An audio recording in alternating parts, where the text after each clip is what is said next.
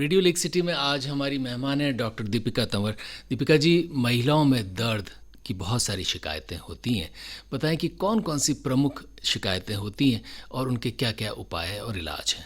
जी, सबसे पहले तो नमस्कार सभी श्रोताओं को। जैसा कि अभी सर ने बताया है कि महिलाओं में अभी बहुत सारी दर्द की शिकायतें रहती हैं। तो अगर मोटे तौर पर देखा जाए तो दर्द की जो शिकायतें हैं उन्हें हम कुछ श्रेणियों में बांट देते हैं।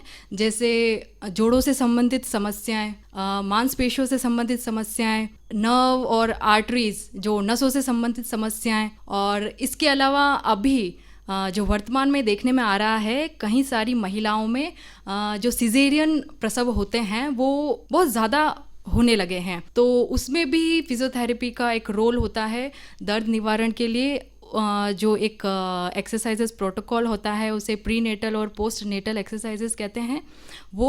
और उसके अलावा भी महिलाओं में जो दर्द होता है वो रहता है गृह कार्य के दौरान। जैसे महिलाओं का उठने का, बैठने का, चलने का जो तरीका होता है, घर पर काम या ऑफिस में काम, उस दौरान भी उन्हें कई सारे दर्द और समस्याएं रहती हैं, तो उसे भी इस श्रेणी में रखा गया है। दीपिका जी, सबसे ज़्यादा समस्याएं कौन सी महिलाओं में आपको देखने को मिलती है? सबसे ज़्यादा समस्याएं जो आज के दौर में देखने में मिलती हैं वो हैं, एक तो कामकाजी महिलाओं में, दूसरा वो महिलाएं जो अपना ज़्यादातर समय रसोई घर में व्यतीत करती हैं, और इसके अलावा जो महिलाएं जिनका सिजेरियन प्रसव हुआ है उनमें भी दर्द की काफ़ी समस्याएं देखी गई है। इनका इलाज क्या कोई फिजियोथेरेपी है या महिलाएं घर में कुछ छोटे मोटे व्यायाम करें उससे भी ठीक हो सकती हैं? ये एक बहुत अच्छा प्रश्न है आपका। महिलाएं घर पे व्यायाम कर सकती हैं, लेकिन हाँ, एक बार वो फिजियोथेरेपिस्ट से परामर्श अवश्य लेवें। परामर्श के बाद कुछ व्यायाम ऐसे होते हैं जो वो घर पे आराम से कर सकती हैं। दीपिका जी, महिलाओं में दर्द की समस्याएं जो होती है इसके पीछे उनका खान पान या उनका जो बैठने उठने का पोस्चर है, इसका भी योगदान होता है? जी जी जी, बिल्कुल बिल्कुल। ये बात बिल्कुल सही है। और आज की जो भागदौड़ भरी ज़िंदगी है उस ज़िंदगी में सभी महिलाएं, भले ही वो कामकाजी महिलाएं हों, घरेलू महिलाएं हों, बालिकाएं हों, सभी की लाइफस्टाइल जिसे कहेंगे वो ऐसी हो गई है कि कहीं ना कहीं उन्हें जीवन के किसी न किसी दौर में दर्द का सामना करना पड़ता है। अगर इन पोस्चर की जैसे आपने बात की है तो पोस्चर काफ़ी मायने रखता है। जैसे महिलाएं रसोई घर में काम करती हैं तो रसोई घर में अगर बहुत देर तक वो खड़ी रहती हैं, और आजकल के जो किचन है मॉड्यूलर किचन, उसमें बैठने की व्यवस्था उनके लिए नहीं होती हैं, तो खड़े रहकर घंटों काम करने से उन्हें कमर दर्द की समस्या रहती है, एड़ी में दर्द की समस्याएं रहती हैं, और कंधों में खिंचाव की समस्याएं, और जो रिस्ट है, कलाई है, उसमें भी खिंचाव की समस्याएं आम तौर पर देखी गई है।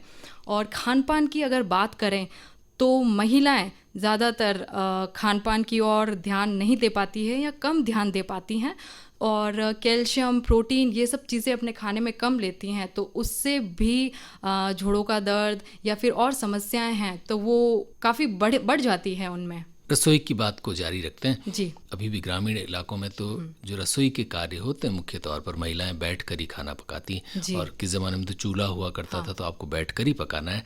और अब जैसा कि आपने भी बातचीत में हवाला दिया कि ज़्यादातर शहरों में ख़ास तौर पर महिलाएं खड़े होकर काम करती हैं, तो बैठकर रसोई में काम करना और खड़े होकर काम करना, इससे भी कुछ फ़र्क पड़ता है? जी बिल्कुल। दोनों के अपने अपने फ़ायदे भी हैं और कहीं कहीं नुकसान भी हैं।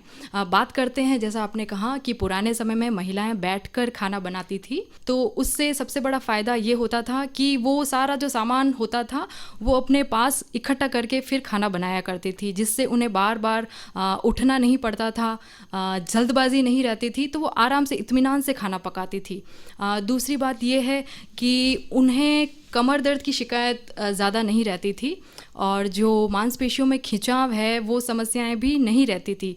हालांकि इसके भी अपने कुछ नुकसान हैं, जैसे ज़्यादातर अगर बैठकर खाना पकाया जाए तो घुटनों की समस्याएं हो सकती हैं, गर्दन की समस्याएं हो सकती हैं, ये समस्याएं हैं। और अगर खड़े होकर खाना पकाने की बात करें तो घंटों खड़े रहने से सबसे ज़्यादा बुरा प्रभाव कमर पर पड़ता है। कमर दर्द की शिकायत महिलाओं में वहीं से शुरू होती है।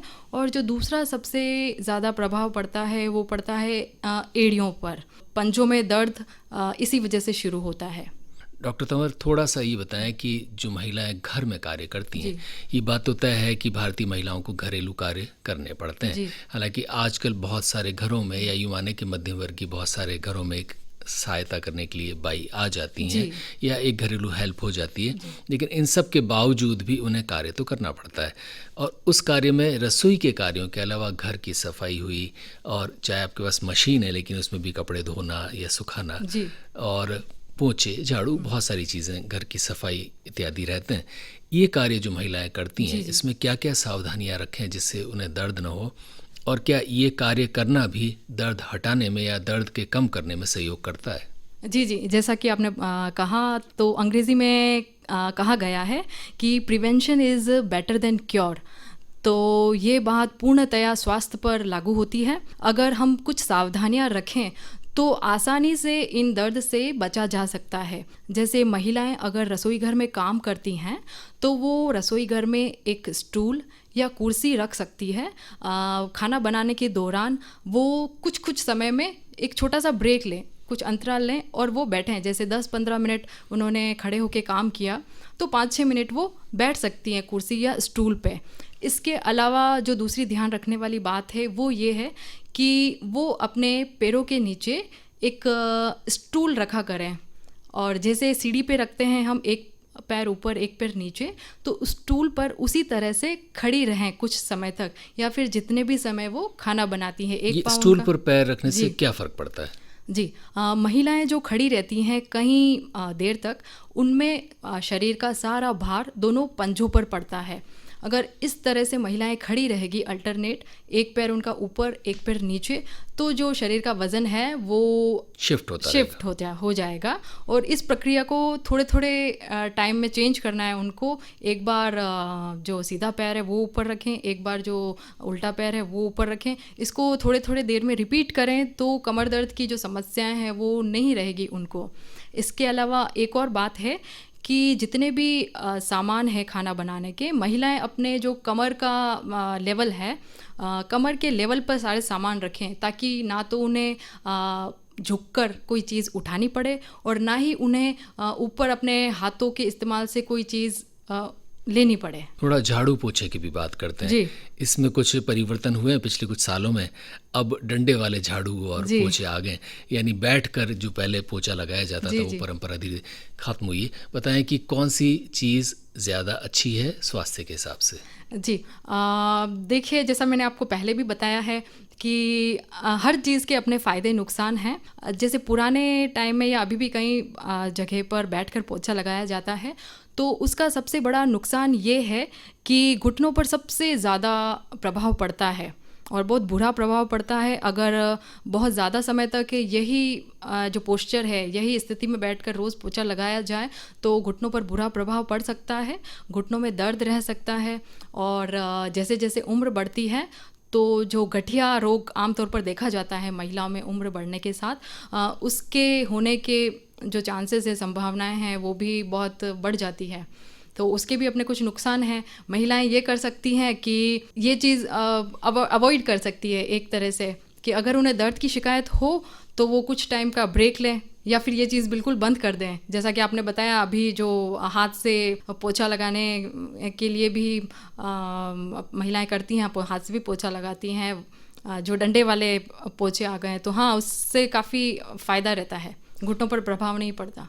पहले तो उन महिलाओं की बात करते हैं जो बैठकर कार्य करती हैं, यानी किसी ऑफिस में है या बैंक में है, जिन्हें हो सकता है 5 घंटे या 7 घंटे कंप्यूटर के सामने बैठना पड़ता हो।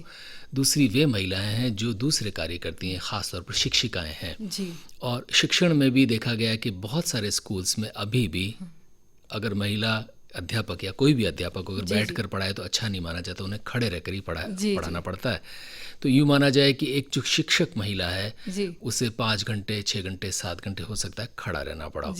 तो ये 2 तरह की कामकाजी महिलाएं हुई, एक तो जिन्हें बैठकर कार्य करना है और एक वे महिलाएं जिन्हें खड़े रहकर कार्य करना है। इन दोनों को क्या क्या सुझाव देंगी और इनको क्या क्या दिक्कतें आती हैं जिनका ये कैसे सामना करें? जी। सबसे पहले तो जो महिलाएं बैठकर काम करती हैं उनके लिए कुछ सुझाव हैं जो उनको काफ़ी फ़ायदा पहुंचाएंगे। जैसे अगर महिलाएं बैठती हैं कुर्सी पर तो वो हमेशा कमर को सीधा रखकर बैठें। कुर्सी उनकी जो होती है वो सी शेप में ना होकर एस शेप की हो, तो कमर का जो कर्व होता है हमारे स्केलेटन का, वो कर्व मेंटेन रहेगा। महिलाएं बैठती हैं तो कुर्सी पर बैठते समय हमेशा घुटनों का और जो जांघें होती हैं घुटने और उसका जो एंगल होता है वो 90 डिग्री का जो एंगल होता है वो एंगल रख कर बैठें, मीन्स बिल्कुल सीधा बैठें। यानी हाइट के हिसाब से आप अपनी कुर्सी को एडजस्ट करें। जी, आप बिल्कुल सीधे बैठें, कमर को सीधा रखें और एस शेप की चेयर लें, कुर्सी लें। आपको अगर दिक्कत आती है तो आप पैरों के नीचे एक फुट रेस्ट रखें, एक जैसे एक लकड़ी का जो पटिया होता है उस तरह का फुट रेस्ट रखें। फिर भी अगर आपको कमर दर्द की कोई शिकायत होती है तो एक छोटा सा कुशन या गद्दा वो कुर्सी और अपनी कमर के बीच में आप रख सकती हैं। अगर आप कंप्यूटर पर कार्य करती हैं ज़्यादा देर तक तो आप हमेशा सीधी बैठें और अपने हाथों को बिल्कुल सीधा रखें और माउस का उपयोग करें और बीच बीच में थोड़ा सा ब्रेक लेती रहें। काम करती हैं तो 10-15 मिनट आप टहल लें, सीढ़ियाँ चढ़ लें और फिर से आप अपना काम कर सकते हैं। और इसके अलावा भी आप बीच बीच में स्ट्रेचिंग कर सकती हैं, यानी जो हाथ पैर हैं आपके, कलाइयाँ हैं, पंजे हैं, उनको थोड़ा सा मूव कर सकती हैं, खिंचाव कर सकती हैं ये।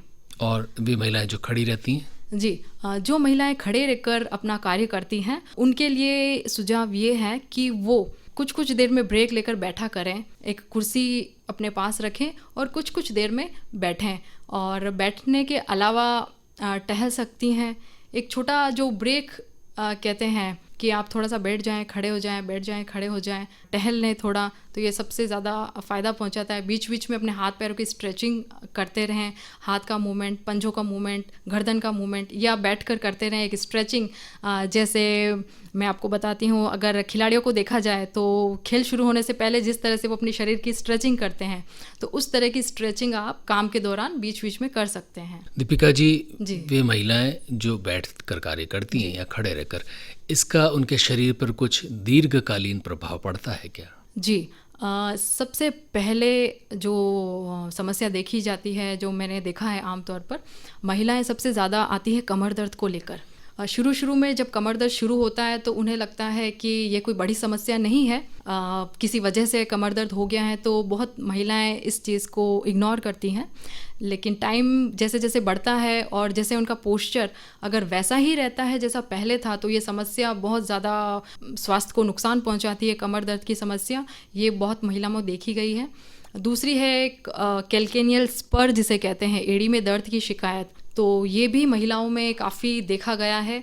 और इसके अलावा एक गठिया ऑस्टियोआर्थराइटिस, ये जो स्वास्थ्य संबंधी समस्या है ये भी महिलाओं में काफ़ी देखी गई है। दीपिका जी, महिलाओं में ख़ास तौर पर देखा गया कि कमर दर्द और उसके साथ बहुत बार पाँव के दर्द और एक निश्चित समय बाद, या यूँ माने कि आजकल तो यंग एज में भी घुटनों के दर्द की भी महिलाएं शिकायतें करती हैं और कंधे दर्द, गर्दन दर्द, इस तरह के दर्द की शिकायतें। एक ये भी बात है क्या कि पुरुषों की तुलना में महिलाओं में मस्कुलर पेन या दूसरे दर्द या कमर के या हड्डियों के दर्द ज़्यादा होते हैं या नहीं, और अगर होते हैं तो इनके क्या क्या कारण हैं और क्या क्या और सुझाव आप अतिरिक्त रूप से महिलाओं को देंगी? जी, महिलाओं में 40 की उम्र के बाद जो एस्ट्रोजन हार्मोन होता है उसके स्त्राव की अनियमितता के कारण और एक मेनोपॉज बंद होने के कारण जो हड्डियां होती हैं उसकी कमज़ोरी शुरू हो जाती है। इस उम्र के बाद, मेनोपॉज के बाद उस जो हड्डियां होती हैं तो वो कमज़ोर होना शुरू हो जाती है। जैसे ही उनकी हड्डियां कमज़ोर होती हैं तो हड्डियां कमज़ोर होने के साथ साथ उन्हें जोड़ों की समस्याएं काफ़ी बढ़ जाती है, जोड़ों की समस्याएं। तो ये जो समस्याएं हैं वो उसका कारण एक हार्मोनल कारण है। दूसरा कारण है कि महिलाएं अपने खान पान में दूध, प्रोटीन ये शामिल नहीं करती हैं। इसकी वजह से भी उनमें जोड़ों का दर्द जो होता है वो शुरू हो जाता है। तो ये 2 मुख्य कारण है, एक तो हार्मोनल बदलाव और दूसरा खान पान में अनियमितता। इसकी वजह से उन्हें जोड़ों से संबंधित समस्याएं काफ़ी बढ़ जाती है इस उम्र के बाद। थोड़ी सी पहले बात कर लेते हैं खान पान की। क्या क्या चीज़ें आपको लगता है कि अनिवार्य तौर पर एक महिला को स्वस्थ रखने के लिए उसके भोजन में शामिल होनी ही चाहिए? जी, जो सबसे एक मुख्य और पूर्ण भोजन माना गया है दूध, तो महिलाएं दूध को अनिवार्य रूप से अपने जो खान पान है, खाना है, डाइट है, उसमें शामिल करें। अनिवार्य तौर पर सुबह या शाम 1 गिलास वो दूध ज़रूर पिएं। इसके अलावा लेकिन वो 4 कप चाय पीती हैं, उसको दूध में शामिल कर लेती हैं। जी जी जी, नहीं, चाय में जो दूध डाला जाता है वो नहीं, एक जो प्योर मिल्क होता है वो दूध सुबह या शाम की उनकी जो डाइट रहती है उसमें शामिल करें। 1 गिलास दूध लें और इसके अलावा खाने में प्रोटीन शामिल करें, जैसे दही, पनीर, सोयाबीन और इसके अलावा दालें, बीन्स, ये सब चीज़ें अनिवार्य रूप से शामिल करें। इससे जोड़ों में जो ताकत आती है और जो ये दर्द की समस्याएं रहती है वो काफ़ी कम हो जाती हैं। दीपिका जी, आजकल जिस ढंग से लाइफस्टाइल में बदलाव आए हैं, तो थोड़ी सी महिलाएं यानी बच्चियों की भी बात करते हैं, छोटी महिलाओं की, इनमें भी क्या दर्द की शिकायतें बढ़ी हैं? और इसके साथ साथ एक समस्या ये भी हुई है कि आजकल बच्चियों को ख़ास तौर पर बहुत सारी चीज़ें कंप्यूटर पर या लैपटॉप पर या उसके साथ साथ मोबाइल पर करनी पड़ती हैं।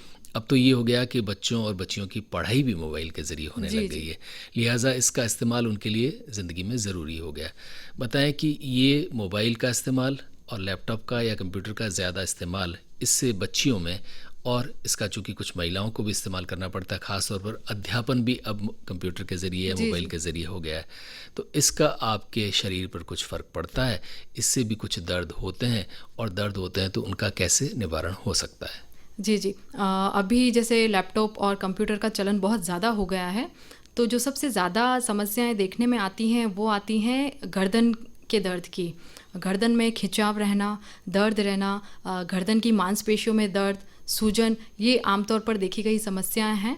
दूसरा जो स्वास्थ्य संबंधी एक समस्या सामने आई है वो है उनके जो हाथ हैं, फिंगर्स हैं, तो उन फिंगर्स में जो कई छोटी छोटी बच्चे हैं, सभी के लिए जो यूज़ करते हैं, तो दिन भर उंगलियां चलती हैं उनकी मोबाइल पर या माउस पर। जी जी, तो एक सूजन देखी गई है। बहुत सारे बच्चे आते हैं, कई छोटे बच्चे आते हैं, तो उनके जो उंगलियां होती हैं हाथों की वो सूजी हुई होती हैं, या फिर उनमें सुन्नपन, झंझनाहट, खिंचाव, ये समस्याएं रहती हैं। इसके अलावा भी बैठकर कई देर तक जो होते हैं बच्चे कंप्यूटर, मोबाइल चलाते हैं, तो बैठने से भी कमर से संबंधित समस्याएं सामने आती हैं। तो ये मुख्य तौर पर देखी गई समस्याएं हैं, गर्दन, कमर और हाथों की समस्याएं। क्या इलाज बताएंगी, क्या सुझाव देंगी जिससे ये ना हो या कम हो? जी, आज का जो दौर है या फिर जो पढ़ाई हो गई है वो पूर्णतः ऑनलाइन मोड पे हो गई है, तो इन चीज़ों का इस्तेमाल पूर्ण तरह बंद नहीं कर सकते, लेकिन कुछ सावधानियां हैं जो रखी जा सकती हैं। जैसे लगातार कोई भी कार्य ना करें। आप पढ़ते हैं, मोबाइल या लैपटॉप यूज़ करते हैं, तो थोड़ा थोड़ा ब्रेक लें। जो लैपटॉप और कंप्यूटर आप यूज़ करते हैं, तो वो चेयर पे आप बैठें तो चेयर को कुछ दूरी पर रखें, सीधा पास में ना बैठें, कुछ दूरी पर रखें। और जब बैठते हैं तो थोड़ी थोड़ी देर में उठते रहें, थोड़ा सा वॉक करते रहें। और इसके अलावा आँखों, यानी लगातार एक ही पोस्चर में ना बैठें। हाँ, और एक आँखों की समस्याएं भी देखी गई हैं, तो इसके लिए क्या है कि थोड़ी थोड़ी देर में आँखों को ठंडे पानी से धो लें। आँखों के मूवमेंट्स करें, अपवर्ड, डाउनवर्ड्स, रोटेशनल मूवमेंट, कि आँखों को एक डायरेक्शन में, चारों डायरेक्शन में घुमाएं। आप आँखें बंद करें, खोलें, ये भी आप कर सकते हैं। और इसके अलावा हाथों के लिए ये है कि कुछ देर 10-15 मिनट आप कार्य को रोक कर अपने दोनों मुट्ठियों को बंद करें, खोलें, बंद करें, खोलें, एक हाथों की स्ट्रेचिंग आप करें, तो ये चीज़ें आप कर सकते हैं। दीपिका जी, जाते जाते लेक सिटी की तमाम महिलाओं को और बच्चियों को क्या टिप्स देंगी संक्षेप में? जी जी, मैं सबसे कहना चाहूँगी कि जो स्वास्थ्य संबंधी समस्याएं हैं, आप में अगर कोई भी लक्षण दिखता है तो आप तुरंत जो विशेषज्ञ हैं उनसे सलाह लें, उस चीज़ को इग्नोर ना करें कि ये दर्द ख़त्म हो जाएगा या फिर ये कुछ देर का दर्द है या किसी भी तरह की कोई भी समस्या होती है तो आप विशेषज्ञ से एक बार परामर्श अवश्य लें। इसके अलावा पूर्णतः सावधानी के साथ अपना कार्य करें, भले ही वो कार्य आपका बाहर का कार्य हो, ऑफिस का कार्य हो या फिर रसोई घर का कार्य हो, किसी भी तरह का कोई भी कार्य हो, आप पूरी सावधानी के साथ करें। और हाँ, व्यायाम आप ज़रूर अपनी दिनचर्या में शामिल करें। और अगर आपको व्यायाम का समय नहीं मिल पाता है तो एक वॉक जिसे कहते हैं कि चलना, मॉर्निंग वॉक या इवनिंग वॉक, ये तो आप ज़रूर शामिल करें अपने रूटीन में। डॉक्टर दीपिका तंवर, आपका हृदय से आभार।